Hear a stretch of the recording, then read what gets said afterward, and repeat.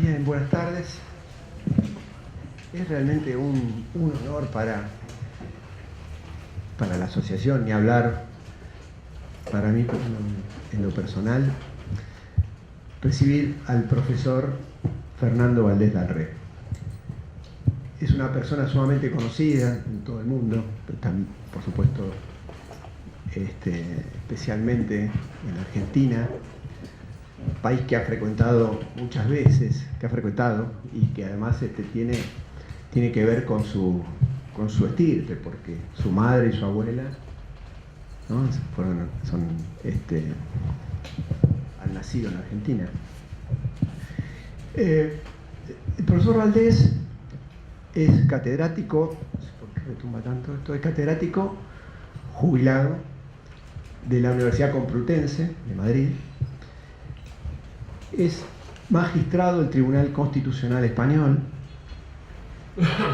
Es actualmente fue codirector de la célebre revista Relaciones Laborales, quizás la más influyente en habla hispana, donde han publicado algunos pocos privilegiados latinoamericanos, como Adrián Goldín, por ejemplo. Fernando es actualmente codirector de la revista Derecho de las Relaciones Laborales. De sus últimos libros, bueno, yo recuerdo el de Derechos Fundamentales y la Protección Multinivel, tiene un título largo, un poco complejo. Los derechos fundamentales es uno de los temas que Fernando Valdés ha trabajado muy intensamente. Y el último libro, en coautoría, tiene que ver con la reforma española en materia de despido de 2012 a 2014. Bueno, es un enorme jurista, muy influyente en nuestro país. Recuerdo especialmente un artículo que fue publicado en una revista argentina, Derecho del Trabajo, sobre la descentralización de la empresa, que fue citado por eminentes juristas argentinos, Vázquez Vialar entre ellos. Y bueno, tenemos el placer de recibirlo y de escucharlo con mucha atención. Fernando, todo tuyo. Muchas gracias, Víctor, por tus amables y gentiles expresiones que no otra cosa que reflejan nuestra relación de afecto y de amistad. Y todo lo que has dicho, lo único cierto es que efectivamente mi madre y mi abuela nacieron en Argentina. Por lo demás puede ser una fantasía. Bueno, y que Adrián ha publicado nuestra revista. Adrián, hace tiempo que no mandas nada, ¿eh? Así que... Pero sí, Sí, que sí has publicado, sí, también, decir, pero también. Que hace tiempo. En la nueva también. Ya es el momento de que vuelvas a colaborar.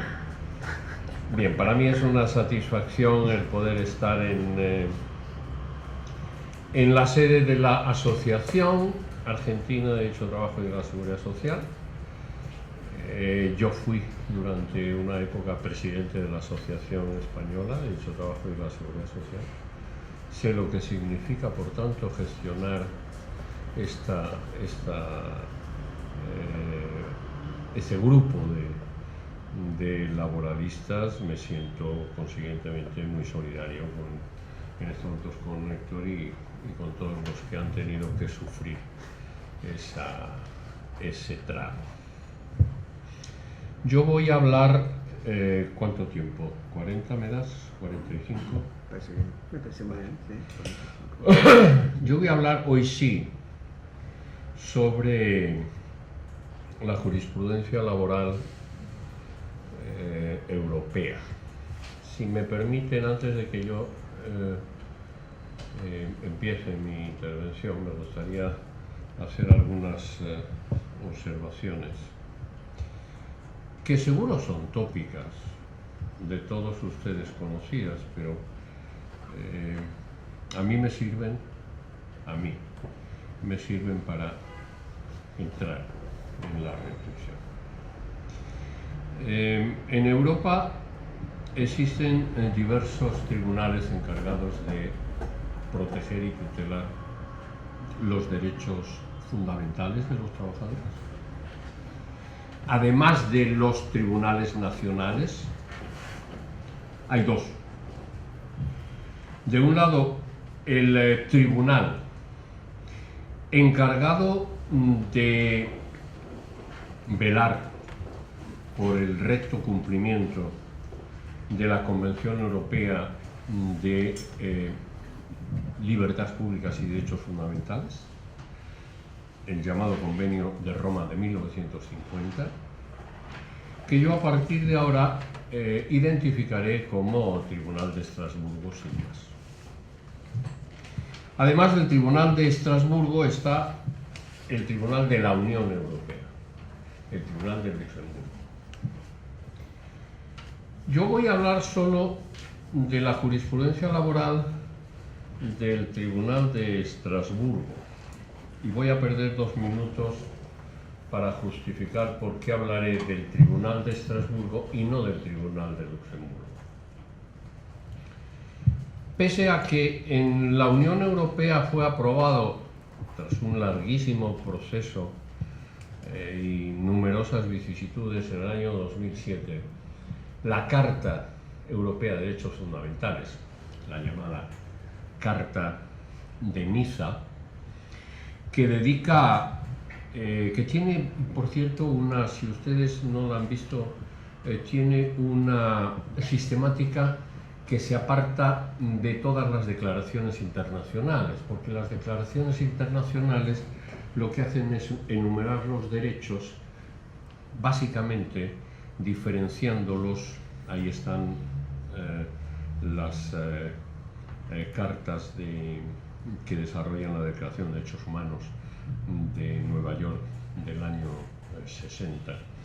Lo que hace la Carta Europea, la sistemática de la Carta Europea, es encuadrar los diversos derechos en epígrafes, en grandes epígrafes, que son derechos de libertad, derechos de justicia, derechos de propiedad, y me falta algún derecho. Bueno, digo, ¿por qué no voy a estudiar o a examinar la jurisprudencia de Luxemburgo? Porque el Tribunal de Luxemburgo, en una sentencia del año 2008 muy polémica, estableció que para que un tribunal nacional y consiguientemente los particulares nacionales de la Unión Europea pudieran exigir la aplicación de la Carta Europea de Derechos Fundamentales, resultaba necesaria que hubiera una norma europea reguladora de la materia. Es decir, el Tribunal de Luxemburgo estableció un vínculo de conexión entre la vigencia aplicativa de los derechos de la Carta y el derecho europeo, el derecho comunitario. El problema es que en materia laboral, en materia de derechos fundamentales de los trabajadores, la Unión Europea apenas ha dictado normas.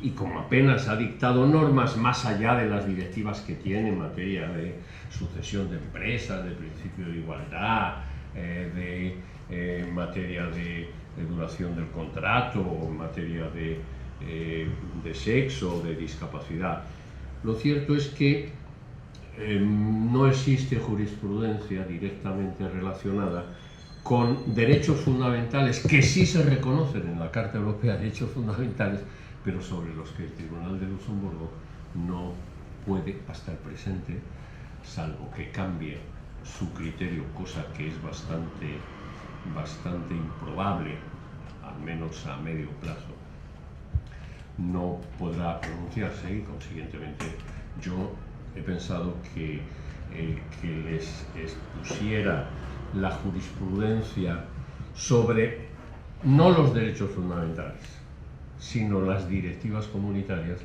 pues les iba a producir una notable somnolencia, sobre todo a estas horas, porque les tendría que haber explicado previamente el contenido de la directiva que se aplica, que parecía que eso estaba fuera de contexto. Por eso he optado por la jurisprudencia europea dictada por el Tribunal de Luxemburgo. Perdón, por el Tribunal de Estrasburgo. Ahora bien, el Convenio de Roma solo tiene dos preceptos directamente aplicables en materia de derechos fundamentales de los trabajadores, que son el artículo 10, el artículo 11, en materia de libertad sindical, y el artículo 3 en relación con el trabajo forzoso. Bien, es verdad que el Tribunal de Estrasburgo ha aplicado con mucha prudencia, hay que decirlo, los otros derechos, los derechos reconocidos, por ejemplo en el artículo 8, vida privada, o en el artículo 10, libertad de expresión, los ha aplicado a las relaciones laborales. Es decir, ha considerado que esos derechos genéricos en ocasiones también pueden ser objeto de vulneración en relaciones interprivadas. Pero en general, insisto, el Tribunal de Estrasburgo tiene una enorme prudencia por declarar la eficacia horizontal de los derechos fundamentales enunciados en el Convenio de Roma.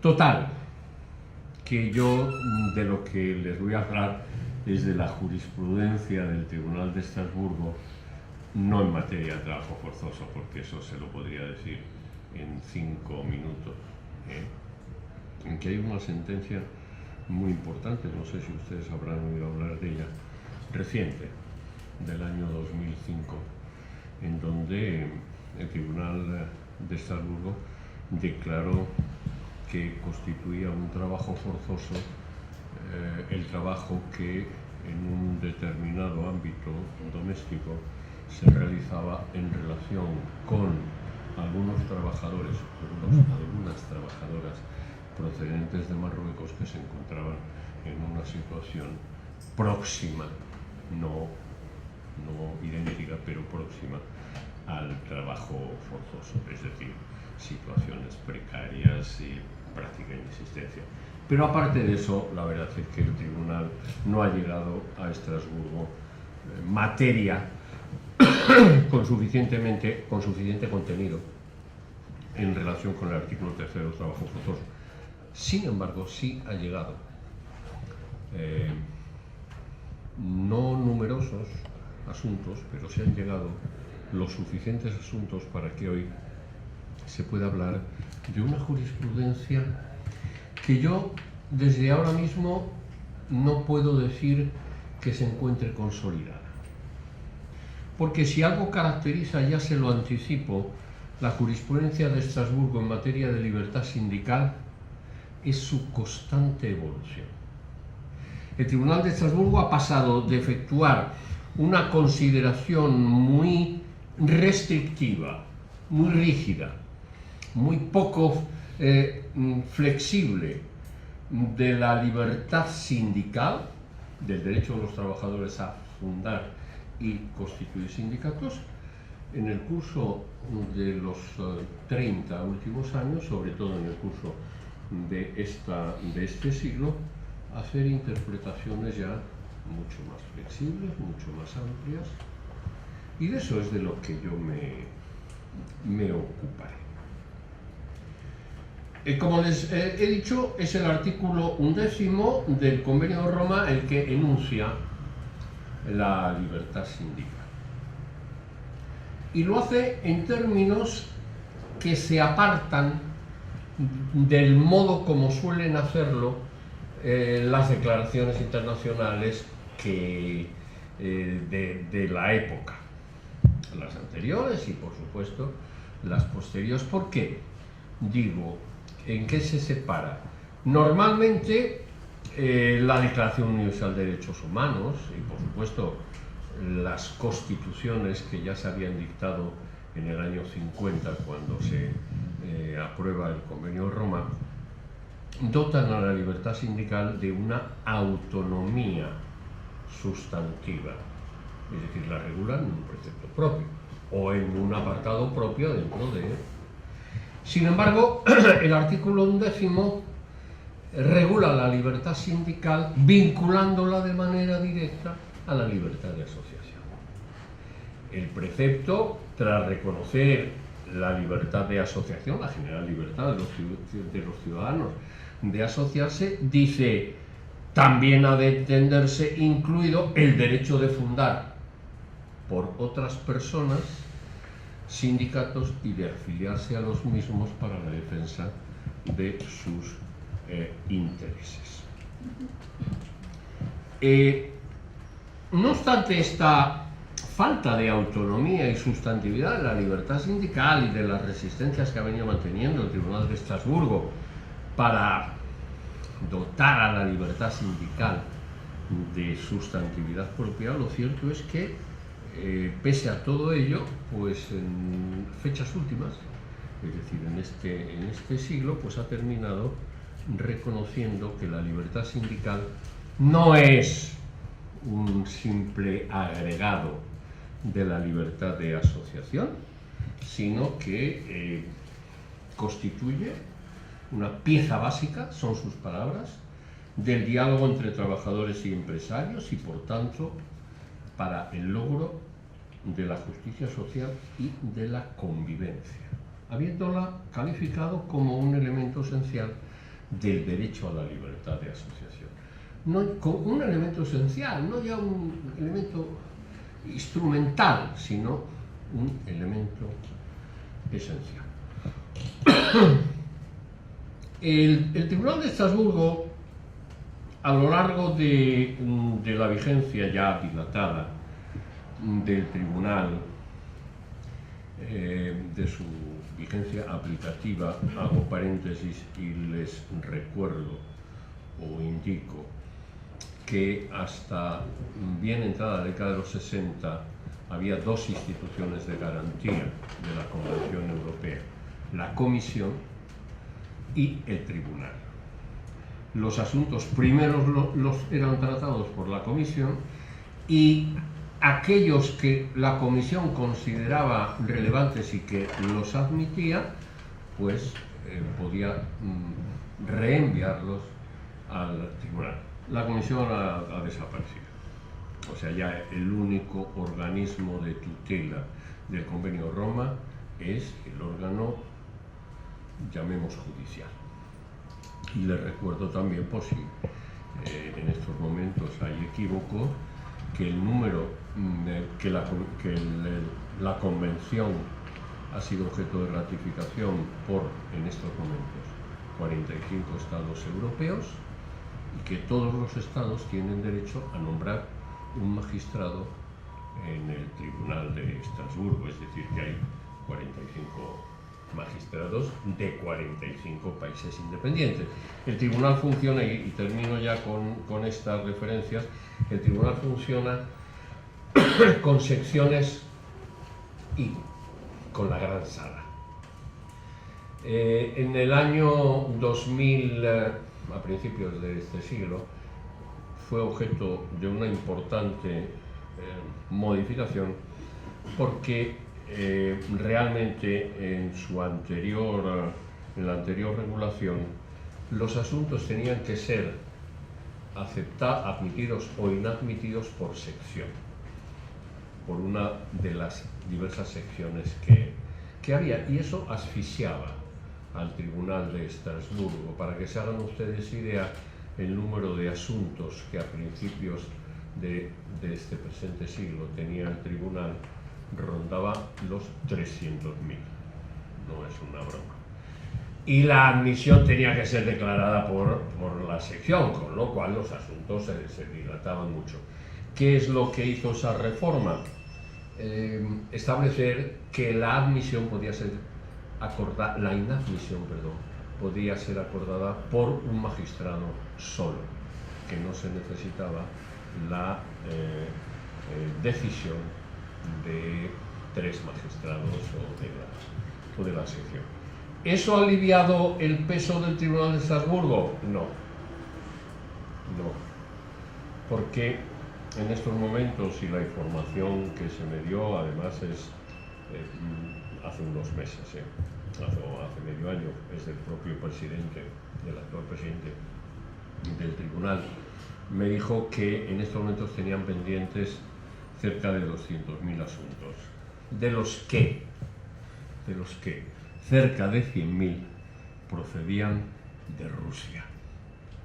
O sea, lo que les quiero decir es que Rusia hoy es el mayor proveedor de asuntos de Estrasburgo, seguido de los países, digamos, de la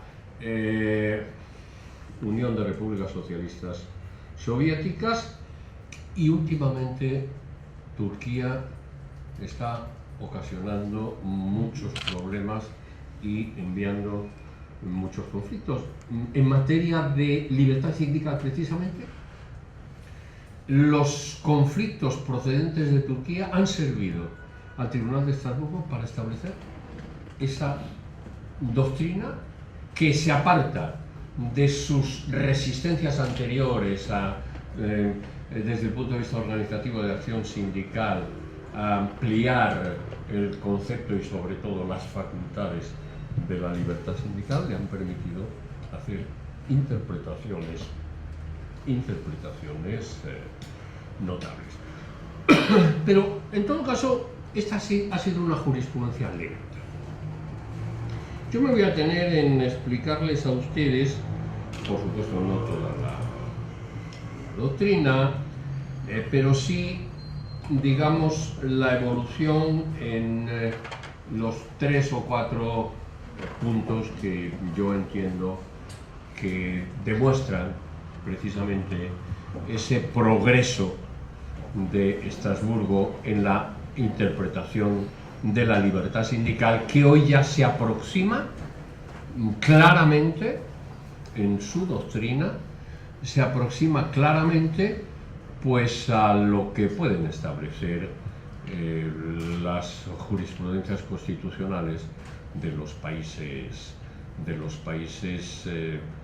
de la vecindad jurídica de España, es decir, Francia, Italia, Alemania, Portugal, etc. No hay grandes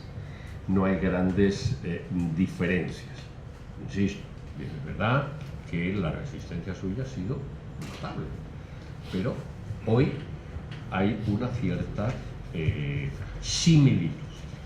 Por lo demás, y ahora sí termino, les recuerdo que a Estrasburgo van los particulares. Una vez que han agotado la vía judicial nacional, tiene que haber un agotamiento de todas las instancias que en cada país se establecen como de obligado cumplimiento. Una vez agotada esa vía, van a Estrasburgo. Pero la parte demandada, son los estados. No es la parte demandada del pleito nacional. ¿Eso qué quiere decir? Estrasburgo puede, primero, apreciar la violación de un artículo, en este caso del artículo 11, y en segundo lugar, puede también condenar al Estado al pago de una indemnización. Al Estado, no al particular que hubiere, por decirlo en un lenguaje comprensible y en el que resulte aplicable la eficacia horizontal, no al empresario, o no a la entidad pública que hubiera impedido el ejercicio de la libertad sindical. Es el Estado el que es condenado. Al menos en España, y yo creo que la conclusión es aplicable a los países del entorno, las sentencias de Estrasburgo no son directamente ejecutivas. No son ejecutivas. Es decir, el afectado no llega y dice aquí.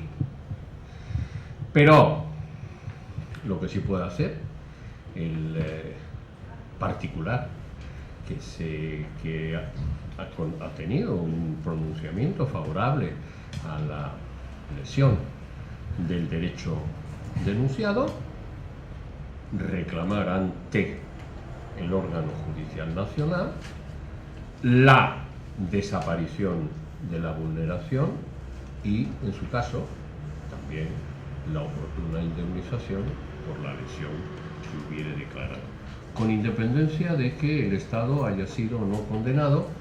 Y esto es algo muy frecuente. Los Estados suelen ser condenados sobre todo por los gastos que ocasiona al particular el ir a Estrasburgo, gastos de abogados, gastos de transporte, de viajes, etc. Y ahora ya sí empiezo con el tema, muy rápidamente. Primer aspecto. El artículo 11 dice que reconoce el derecho a fundar un sindicato y afiliarse al mismo. Y nada más aprobarse, surgió el problema de determinar cuál era el colectivo de personas que podía fundar un sindicato y afiliarse al mismo. Y desde épocas fundacionales, el Tribunal Europeo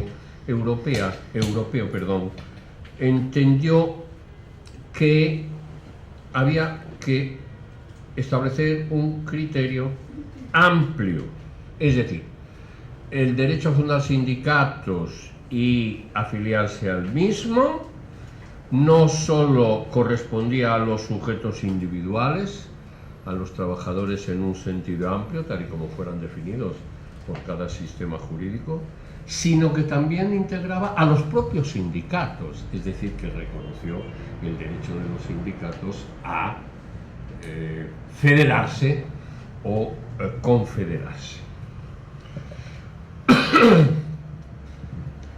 Hasta fechas recientes el tribunal no tuvo oportunidad de resolver litigios que versaran sobre el ámbito del derecho mismo.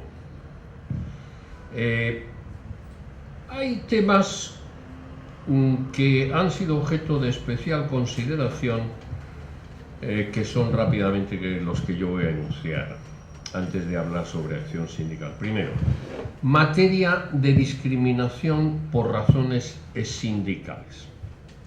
Hay aquí una sentencia muy importante del año 2002, la sentencia Wilson National Union of Journalists y otros, et alteri, que condenó al Estado británico por no adoptar las medidas positivas adecuadas para impedir a los empresarios promover ofertas económicas a fin de lograr que los trabajadores renunciasen sus derechos básicos. Es decir, los empresarios iban a los trabajadores y les decían: mira, yo te doy esta cantidad de libras esterlinas, pero a cambio tú no te afilias a ningún sindicato.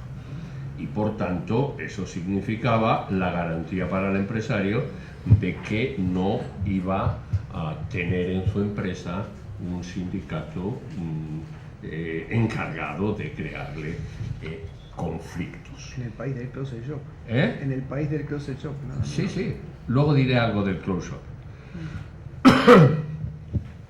También en el año 2009 se dictó una resolución, la resolución Danilenkov y otros, en que la Federación Rusa es igualmente condenada por incumplir obligaciones positivas de ejercicio efectivo de la libertad sindical, al consentir la legislación rusa que los empresarios pudieran efectuar coerciones y presiones económicas y laborales con vistas a que los trabajadores no lograran, no pudieran, no se afiliaran.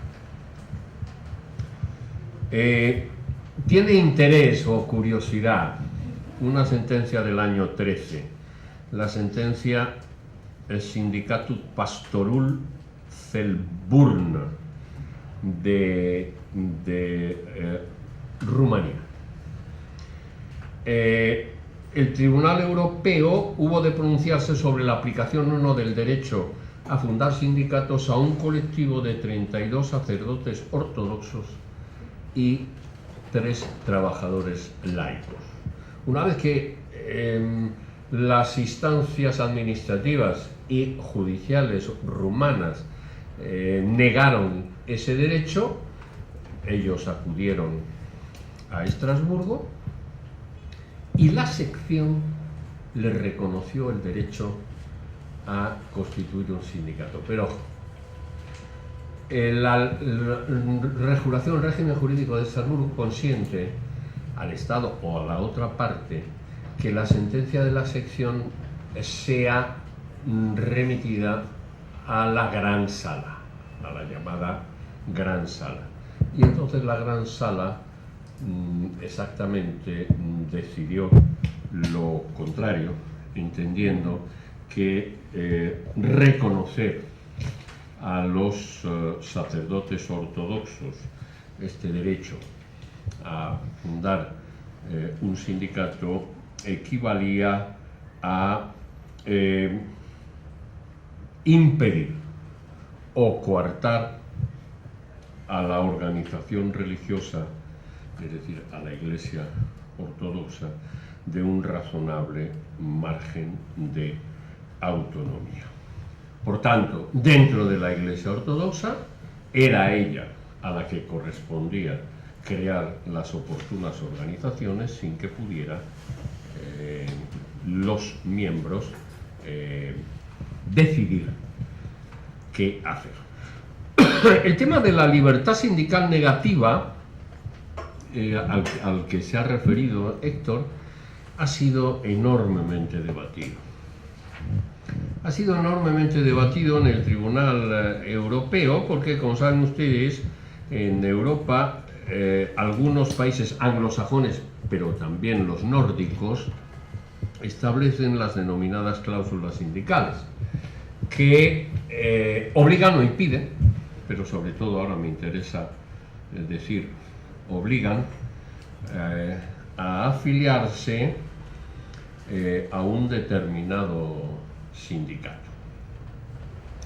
Y eso puede suceder una vez que ha ingresado el trabajador en la empresa o antes de que el trabajador haya ingresado en la empresa, es decir, que se convierte en un elemento, un requisito de contratación. Inicialmente,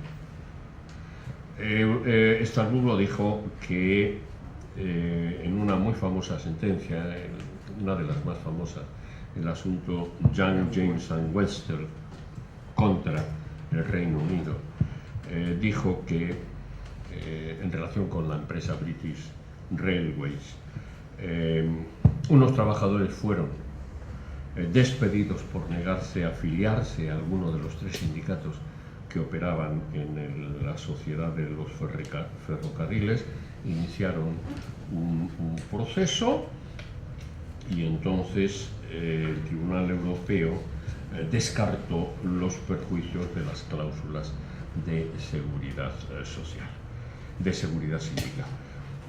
Cerca de 12 años después, la cláusula Young James es del 81, una docena de años después, pues hubo de pronunciarse sobre también un mismo tema y resolvió el tema Simpson contra United Kingdom y resolvió prácticamente lo mismo, que las cláusulas, el post-entry closure, pues no atentaban al artículo 11 del convenio de Roma. Va a empezar a cambiar algo con una sentencia, el asunto Sorensen et Rasmussen, Dinamarca, en el año 2006, que ya no afectaba al post-entry closure, sino al pre-entry. Pero también aquí el tribunal pues empezó a decir que sí, que resultaba necesario saber si la libertad, si la obligación de afiliarse causaba o no algún tipo de perjuicio, pero resistió mucho a evitar pronunciamiento. Fue en el 2007 dos sentencias contra Suecia, la sentencia Olsson y la sentencia Evaldsson y otros, en las que efectivamente, la ley sueca, en el primer caso, la sentencia Olsson, imponía la obligación de abonar una carga tributaria, una cuota, a las organizaciones de empresarios, estuvieran o no, el empresario estuviera o no asociado a ella. Y en el segundo caso, el caso Evalson, el convenio del sector de la construcción contemplaba el deber de todos los trabajadores, afiliados o no al sindicato que hubiera firmado el convenio, a financiar los costes producidos a fin de verificar el cumplimiento por las empresas de las condiciones negociadas. Es decir, había una comisión que se encargaba, una vez de firmado el convenio colectivo, de controlar si efectivamente las empresas estaban cumpliendo las cláusulas del convenio colectivo, y a este propósito eran los trabajadores los que tenían que financiar ese coste. Pues bien, aquí ya sí el tribunal claramente señala que este tipo de cláusulas de seguridad, incluidas las que comportan el pago de cuotas, constituyen una violación del artículo 11.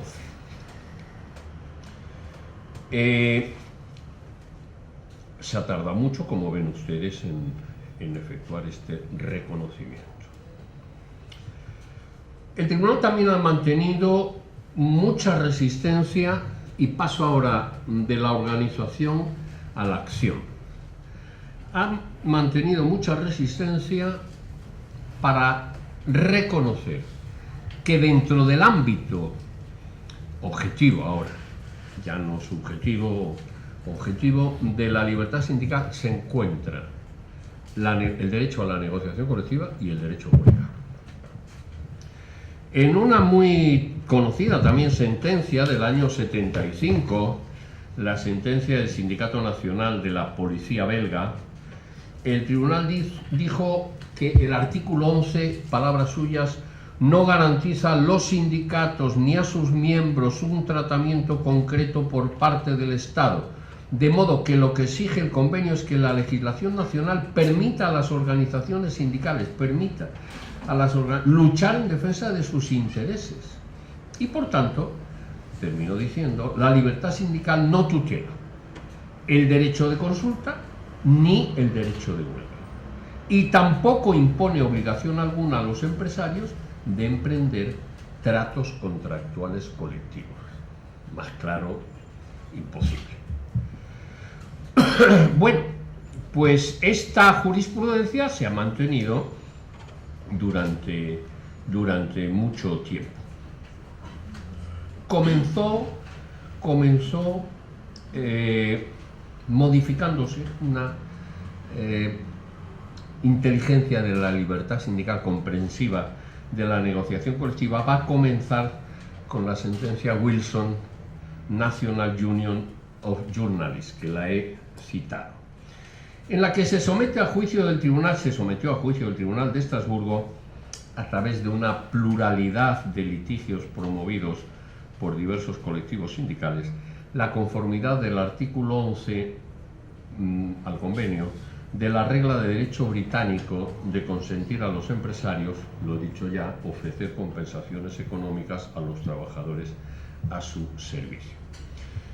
Con independencia de que el Tribunal Europeo considerase en esta sentencia que la ausencia del derecho británico de un deber de los empresarios de abrir tratos contractuales no constituye una violación de la libertad sindical, el Tribunal de Estrasburgo a veces pues resulta en sus sentencias un tanto contradictorio, pese a que diga no hay en la legislación británica esto, pero concluye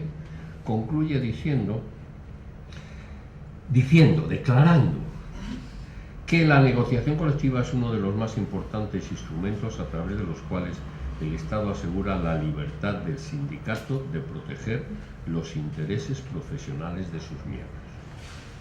Por cierto, esta resolución, la Wilson National Union of Journalists y otros, se dictó cuando el Comité de Expertos Independientes de la Carta Social Europea ya había declarado incompatible la ley británica con los artículos 5 y 6 y de este texto internacional. Por tanto, en esta sentencia el Tribunal de Estrasburgo se encuentra atrapado en una paradoja, porque dice, niega que la negociación colectiva forme parte del ámbito protegido, pero condenó al Estado británico por no haber adoptado las medidas positivas enderezadas a asegurar un efectivo disfrute de los derechos tutelados en ese pasaje. La pregunta que evidentemente suscita esta sentencia es si la negociación colectiva no es un derecho consagrado en el Convenio de Roma, ¿cuál es entonces el derecho que el Estado desconoce? Esta situación de dudas y constantes titubeos se va definitivamente a cancelar con el dictado de la sentencia de Mir y Baykara contra Turquía del año 2008. Se encuentra en el origen una demanda interpuesta por dos funcionarios de nacionalidad turca en representación de un sindicato que alegaban la violación por las autoridades del artículo 11 en razón de habérseles denegado el derecho de fundar un sindicato y entablar negociaciones con vistas a concluir acuerdos y convenios colectivos. Pues bien, en esta ocasión, reciente, 2008, el tribunal, en el apartado dedicado a analizar los principios generales concernientes al derecho sindical, establece claramente que la negociación colectiva constituye una manifestación esencial de la libertad sindical. Posteriormente ha habido otras resoluciones y voy a terminar. El derecho de huelga. El derecho de huelga ha seguido un proceso, una evolución muy parecida al derecho de negociación colectiva. Hubo una sentencia en su momento que es la equivalente a la del Sindicato de Policía Nacional belga en materia de negociación colectiva, una sentencia, la Smith y Dahlström, paréntesis, no sé, Smith, si a ustedes les suena el nombre Smith referido a la literatura científica sueca. Uno de los mejores laboralistas suecos de la época era el profesor Smith, que dejó algunos libros sobre libertad sindical magníficos. Pues bien, el profesor Smith era miembro de unas confederaciones sindicales suecas y convocaron una huelga durante la negociación de un convenio. ¿Y qué dijo el tribunal en su momento? Que el derecho de huelga no se integraba dentro del derecho a la libertad sindical. Esta sentencia, la Smith y Dahlström contra Suecia, se dictó a final de la década de los 70, algunos años después de la sentencia del Sindicato Nacional de Policía belga en materia de negociación colectiva. 35 años después, el Tribunal Europeo habría de enfrentarse de nuevo al problema este. Y inicialmente dicta unas sentencias en las que otra vez vuelve a manifestar una ostentosa falta de correspondencia entre los principios aplicables y los argumentos manejados para descartar que el derecho de huelga integre la libertad sindical. Es decir, es una argumentación del Tribunal de Estrasburgo, una vez más en esta materia como en materia de negociación colectiva o de libertad sindical negativa, evasiva, contradictoria, en donde se aprecia que se hacen todos los esfuerzos para eludir la resolución de manera frontal y directa del problema que se le plantea. Tendríamos que esperar al año 2009, en donde un año siguiente a de Mir y Baykara. En el 2009 el tribunal resuelve el asunto Energy, Yapisol y Sen, una vez más contra Turquía. A Turquía tenemos que agradecerle que hubiera producido estos conflictos, porque gracias a ello pues el Tribunal de Estrasburgo pudo pronunciarse en los términos satisfactorios hoy. Bien, en esta sentencia un sindicato turco de funcionarios califica como contraria a la libertad sindical una circular del gobierno que prohíbe las huelgas para este colectivo, todo tipo de huelgas, y además lo prohíbe para todo empleado público. El Tribunal de Estrasburgo dice que esta circular, al vedar de manera absoluta a todos los funcionarios el derecho de huelga, sin haber procedido a validar o valorar los imperativos establecidos en el artículo 11.2 del convenio, que permite precisamente en determinados supuestos permite a los estados establecer límites o excepciones al ejercicio de la libertad de asociación, dice que esa decisión no responde a una necesidad social imperiosa. Posteriormente se va a dictar una sentencia también muy importante, posteriormente ya en el año 14, es decir, anteayer. La National Union of Rail, Maritime and Transport Workers, la sentencia que se conoce con el acrónimo RMT, contra el Reino Unido. El Tribunal Europeo es llamado a pronunciarse, a instancia de una organización sindical, sobre la conformidad del artículo 11 de ciertas restricciones al ejercicio del derecho de huelga previstas por la legislación británica, en este caso, respecto de las huelgas de solidaridad. Pues bien, el Tribunal Europeo, al valorar los pronunciamientos dictados sobre el derecho de huelga, dice que el derecho de huelga está claramente protegido por el artículo 11. Me permiten ustedes que les lea, lo hago en inglés, pero es que no hay versión castellana de esta sentencia. Strike action is clearly protected by Article 11. Adicionalmente, y aunque en relación con las huelgas de solidaridad manifiesta que no forma parte del corazón de la libertad sindical, no forma parte del core aspect of trade union freedom, el Tribunal Europeo señala que esta modalidad de huelga, la de solidaridad, ha de ser enjuiciada como parte de la actividad sindical cubierta por el artículo 11. A partir de entonces, el Tribunal ha tenido ocasión de pronunciarse e ir matizando sobre en qué casos la legislación, por ejemplo, puede establecer limitaciones. En el año 15 resolvió una sentencia sobre la Asociación de Defensa de los Derechos de los Militares contra Francia. El Tribunal de Estrasburgo hizo constar que las disposiciones del Código de Defensa francés, que prohibían pura y simplemente la constitución y la adhesión a los militares de afiliarse a un sindicato, no respetaban la obligación de los Estados de buscar un justo equilibrio entre los intereses concurrentes, afectando a la esencia misma de la libertad convencionalmente consagrada. Por cierto, en España, no el Código de Defensa, pero la ley correspondiente también prohíbe a los miembros de las Fuerzas Armadas afiliarse. No ha habido modificación alguna pese a esta sentencia. Una sentencia importante, y con esto termino, en materia de derecho de huelga, porque afecta a España, sí, es del año 15 también.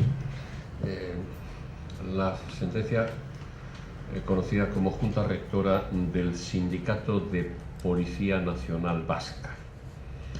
Hubo de enjuiciar en esta ocasión Estrasburgo la conformidad al convenio de la denegación acordada por las autoridades competentes del País Vasco de que el sindicato mayoritario de la Policía Autonómica convocase una huelga. Y el tribunal comienza efectuando un doble recordatorio, que las restricciones al derecho de huelga pueden afectar efectivamente a ciertas categorías de funcionarios, pero no pueden extenderse a los funcionarios en general o a los trabajadores de las empresas públicas en general. Esto ya lo dijo con anterioridad. Y de otro, que la prohibición total del derecho de huelga a la policía no es contraria a la Carta Social Europea y a la jurisprudencia del Comité de Derechos Económicos de la Carta Social Europea. Y sobre la base de estas consideraciones concluyó señalando que en el caso enjuiciado la injerencia no resultaba injustificada. Termino, me he pasado 5 minutos. Muchas gracias por su atención.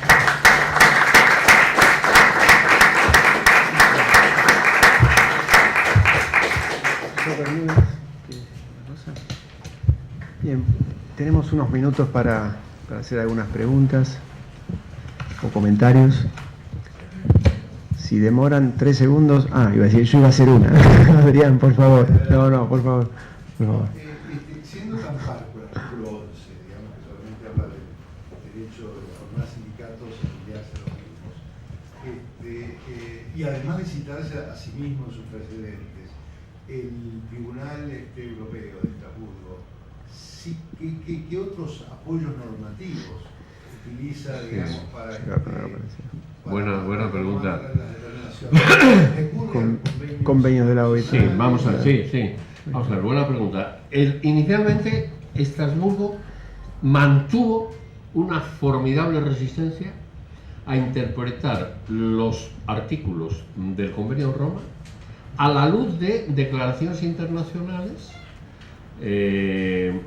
homólogas o de la jurisprudencia de otros tribunales, incluidas las jurisprudencias nacionales consolidadas. Sin embargo, esto va a terminar a finales de los años 90, en donde ya es, no digo muy usual, pero no es infrecuente, el encontrar que en materia laboral de libertad sindical, el tribunal recurre a los convenios 87 y 98 de la OIT, a la jurisprudencia de la Comisión de Expertos de la OIT, al Comité de Derechos Económicos y Sociales de la Carta Social Europea, aunque sabemos que este Comité de Expertos no es un órgano judicial, claro. Y por tanto, al no ser órgano judicial, pues, pero también le cita, y ya es más infrecuente, de vez en cuando cita jurisprudencia nacional de estados, de jurisprudencia constitucional de ámbito nacional. Pero la OIT y la Carta Social Europea pues lo cita. No puede citar el Tribunal de Luxemburgo, porque el Tribunal de Luxemburgo lo único que ha hecho, supongo que ustedes lo recordarán, y si no se lo aprovecho para decírselo, dictó en Viking, Laval, Ruffert, unas sentencias, pero claro, ahí no se analizaba estrictamente, no se analizaba el derecho de huelga, porque todavía no se había aprobado la Carta Social Europea, pero ahí lo que se establecía era si el derecho de huelga podía o no establecer limitaciones a una de las libertades económicas del Tratado de la Unión Europea. Y de manera bastante lamentable, porque han sido sentencias, hubo una serie de sentencias, Vicky, Laval, Ruffert, de manera bastante lamentable, el Tribunal de Luxemburgo dijo que efectivamente la libertad económica de el libre establecimiento por parte de las empresas de su sede, de sus residencias, la libertad de establecimiento primaba sobre el derecho de huelga. Desde la sentencia de Ruffert no ha habido oportunidad que me conste de que el Tribunal de Luxemburgo se pronunciara. Y claro, el Tratado de la Unión Europea establece que la Unión Europea no tiene competencia, así lo dice literalmente, no tiene competencia para regular, entre otras materias, el derecho de huelga. Dicho en otras palabras, el derecho de huelga es de competencia estrictamente de los estados integrados en la Unión Europea. Siendo esto como es, pues se pueden ustedes imaginar que, salvo que se modifique ese precepto de la Unión Europea, cosa que a mí me parece absolutamente impensable, no ya a corto, a medio plazo, el Brexit, Hungría, Polonia, etcétera, la restricción que muchos estados están pidiendo de que Bruselas deje de tener tantas competencias, que devuelva competencias, etcétera, etcétera, pues no me parece fácil que Luxemburgo tenga la ocasión de pronunciarse ni sobre el derecho a la negociación colectiva ni sobre el derecho de huelga, y mejor que no lo vuelva a hacer, porque puede volver a poner en cuestión estos derechos en su colisión con los derechos, con las libertades económicas fundantes de la Unión Europea. Diego, por favor. Fernando, gracias por estar conmigo.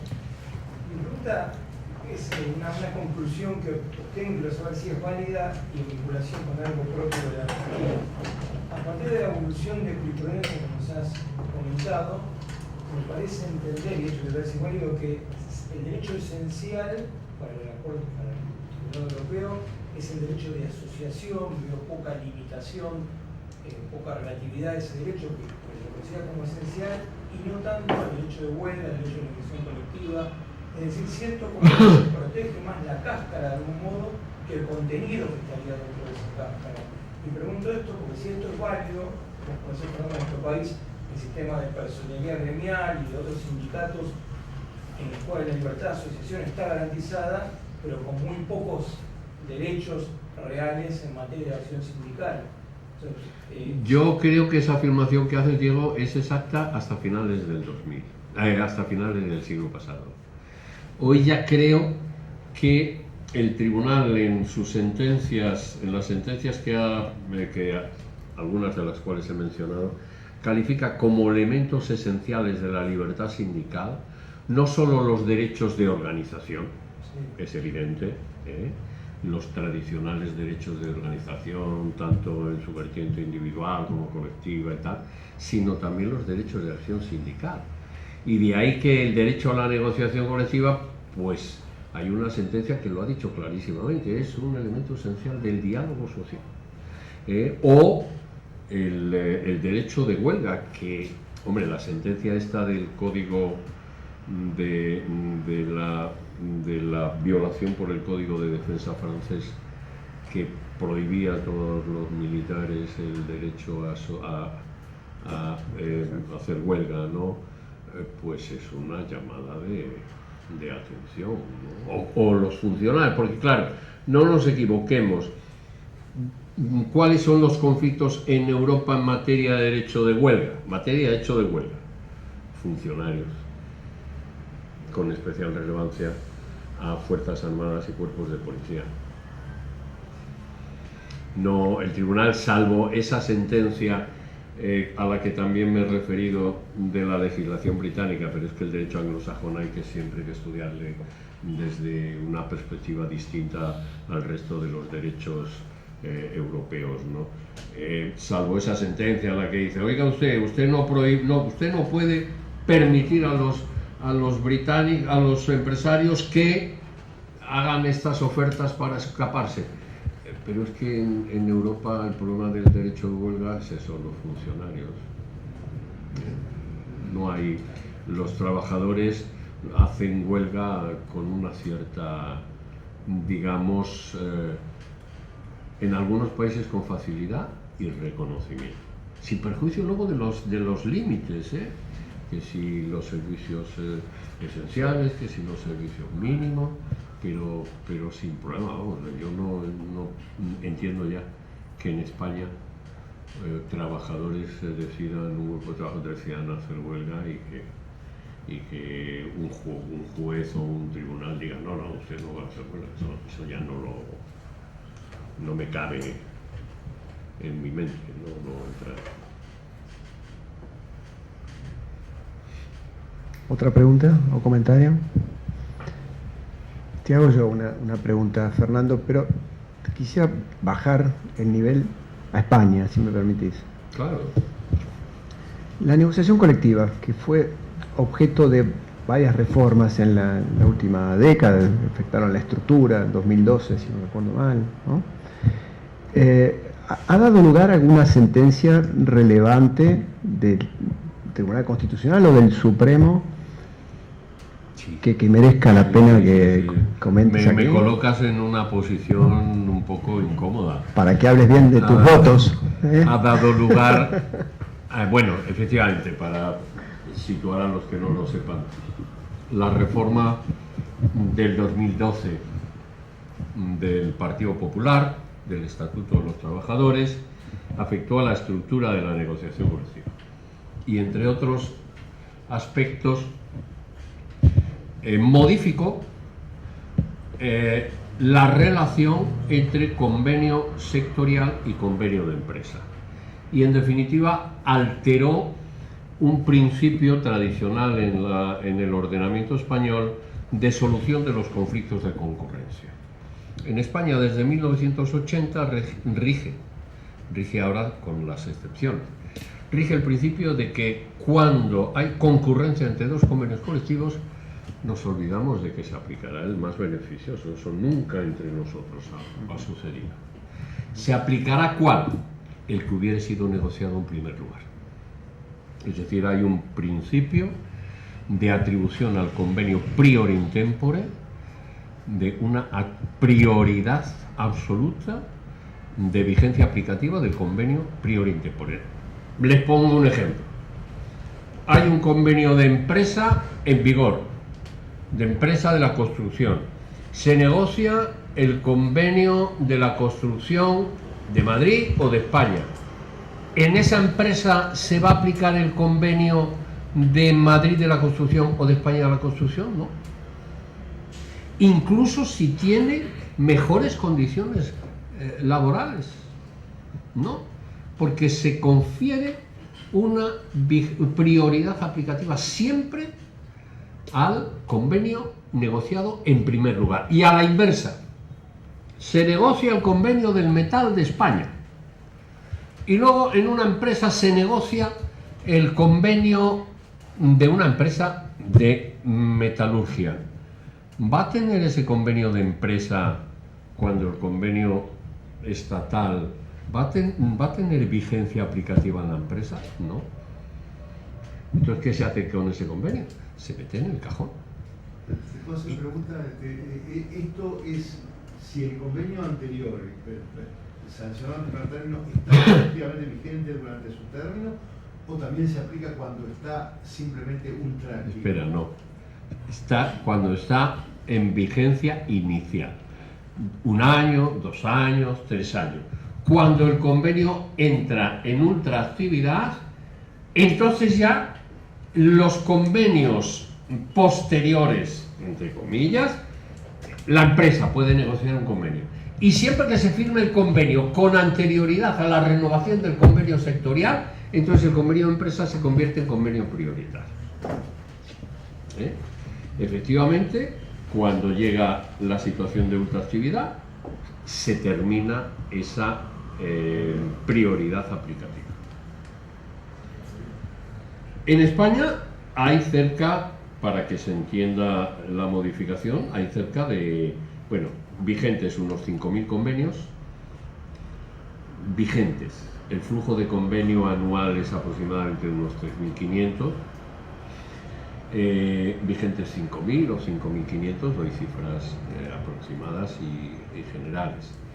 Y la empresa es el convenio más frecuente, es decir, casi el 50% de los convenios vigentes son de empresa. En España, desde el año 80, la negociación de la empresa tiene mucho poder. Ojo, lo que sucede es que si en lugar de tener en cuenta el número de convenios, tenemos en cuenta el número de trabajadores afectados, los convenios de empresa apenas regulan el 20% del trabajo asalariado. Porque en España, yo no sé aquí, pero en España, la dimensión de las plantillas de las empresas es muy reducida. Entonces, pero bueno, el convenio de empresa no es una anomalía en España. Llega la reforma del 87, del 2012. ¿Qué hace el convenio? ¿Qué hace la reforma? Les cuento lo que hace y posteriormente lo que la reforma pretende lograr. ¿Qué hace? Dice que cuando en una empresa rija un convenio sectorial, porque el convenio sectorial resulte aplicable por ser prior in tempore, va a poder renegociarse, van a poder renegociarse ciertas condiciones de trabajo fijadas en el convenio sectorial, y entonces esa renegociación de las condiciones del convenio sectorial que se renegocian, que sustituyen al convenio sectorial de la empresa, tienen prioridad aplicativa. Con dos, digamos, elementos adicionales. Primero, sabemos que, al menos en Europa, yo aquí no sé, los convenios superiores, de ámbito superior, pueden establecer criterios reguladores de la estructura de la negociación. Es decir, un convenio estatal puede decir: yo voy a regular la materia de esta materia, esta materia y esta materia, me la reservo yo, un problema de competencia, no de jerarquía, de competencia, y los convenios de ámbito inferior, los autonómicos en España, o los provinciales, o los de empresa, van a poder negociar estas otras materias. Es decir, los convenios estatales en España, así lo dijo una norma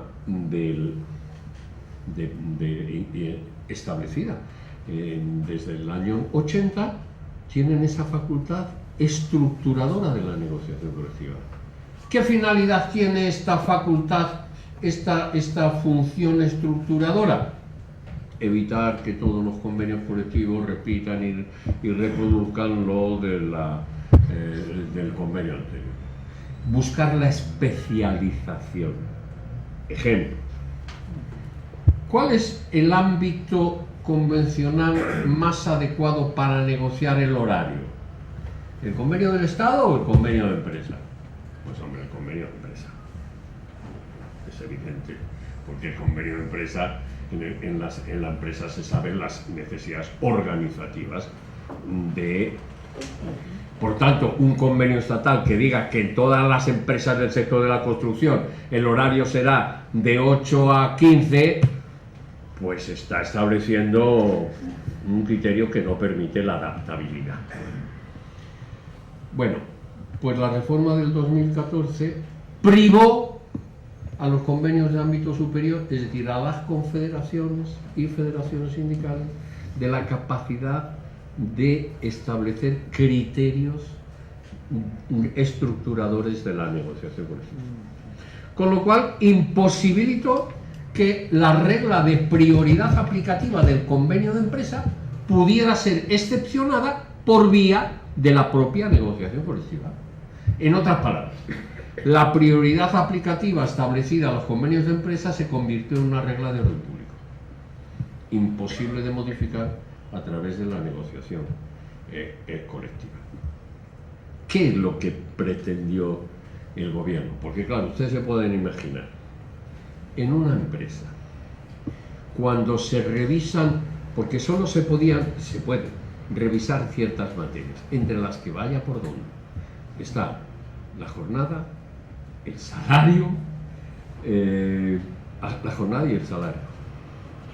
Hombre, cuando el legislador lo que permite en las empresas es modificar la retribución salarial, la duración de la jornada, ¿qué es lo que pretende?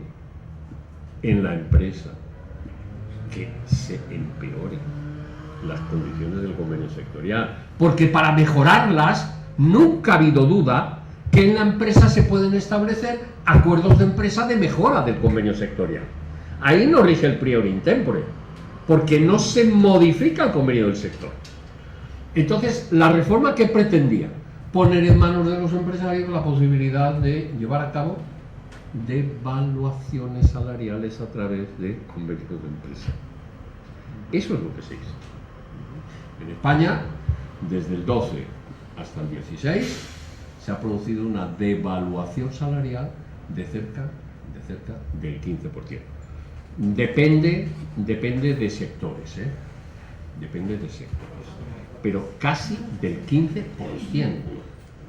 Porque claro, imagínense ustedes, les pongo un ejemplo muy banal, imagínense ustedes un pequeño empresario de 30 trabajadores afectados por el convenio de empresa, llama a su representante, a los delegados que llamamos en España delegados de personas, y le dice: oye, mira, yo estos salarios yo no puedo pagarlos, no voy a pagarlos, así que vamos a negociar nuevos salarios. ¿Pero qué dice usted, hombre? ¿Cómo vamos a modificar? Ah, pues vosotros veréis, si no negociáis el convenio, que sepáis que voy a despedir a 15 trabajadores. Vamos, se firma. Seamos un poquito, digamos, prácticos, que se ha producido una formidable devaluación. Esta es, según el gobierno socialista, la primera modificación que se quería hacer de la reforma del 2012. Hasta el presente no se ha hecho. No me pregunten por qué. Pero cuando estaba en la oposición, el hoy presidente de gobierno repitió una y otra vez que si los partidos socialistas llegaban al poder, la primera cosa que iba a hacer era volver al sistema anterior, que es un sistema que garantiza ¿qué? La seguridad convencional.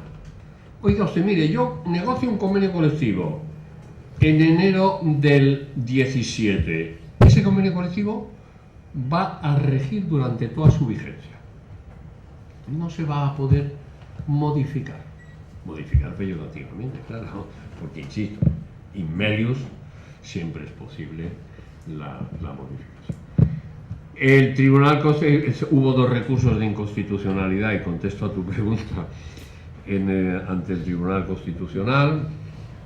El Tribunal Constitucional avaló las reformas, entendió que no había violación del derecho de libertad sindical, del artículo 28. El voto particular que hizo un magistrado, Fernando Valdés, entendió que sí, pero era un voto particular, y por tanto los votos particulares, saben ustedes que lo máximo que pueden aspirar, por decirlo en palabras de un magistrado del Tribunal Supremo americano, es que se conviertan, que anticipen doctrina futura, pero para el caso concreto no tiene ningún valor. Dime, ¿tú eres el único laboralista en el Constitucional? No, hay otro. Tampoco... Bueno, había uno que ya se ha marchado. El que había era uno que probablemente tú conozcas, que era Francisco Pérez de los Cobos. Fue presidente. Se marchó. Fue presidente. Durante la presidencia de Pérez de los Cobos tuvo lugar el dictado de estas 2 sentencias de validez de la reforma laboral. Ahora hay otro compañero laboralista.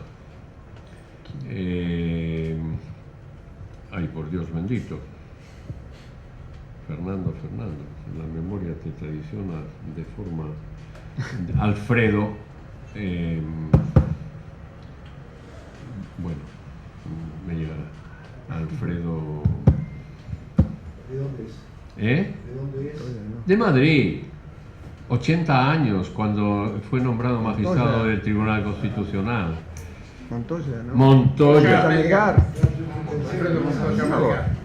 Yo lo descartaba por edad. El catedrático de Murcia, eso es. Fue nombrado cuando tenía exactamente 80 añitos. Como dura el mandato 9 años, pues llegará casi a los 90 como magistrado del Tribunal Constitucional. Pero este fallo es anterior a su incorporación. Sí, es anterior a su incorporación. Estábamos Pérez de los Cobos y yo.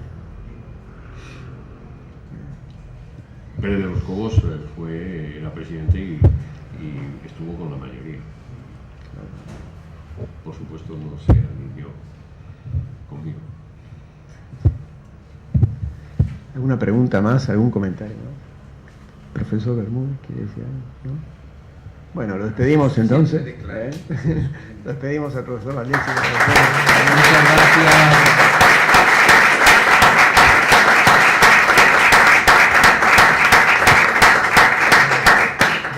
sido un placer estar en Muchas esta gracias. sede con todos ustedes.